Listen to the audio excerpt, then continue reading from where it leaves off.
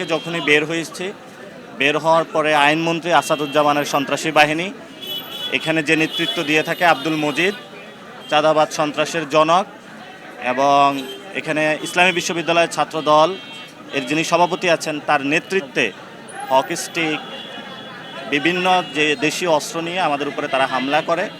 আমাদের জায়গা থেকে আমরা শান্তি শৃঙ্খলা বজায় রেখেছি এবং আমাদের অনেকের ফোন, ক্যামেরা থেকে শুরু করে মানি ব্যাগ তারা সেখানে আমাদের চিন্তায় করে নিয়ে যায় তারা, এবং তারা অনেকগুলো ডিম নিক্ষেপ করে। আমাদের অনেক ভাই এখানে আহত হয়েছেন হকি স্টিকের আঘাতে। তো আমরা এটা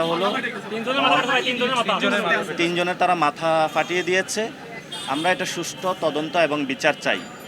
তো যিনি আইনমন্ত্রী দেশের, সেইখানে তার এলাকায় যদি এই ধরনের আইন শৃঙ্খলার অবনতি হয়, সেই জায়গা থেকে আমরা মনে করি যে আইনমন্ত্রী তার জায়গায় থাকতে পারে না। ঠিক ঠিক।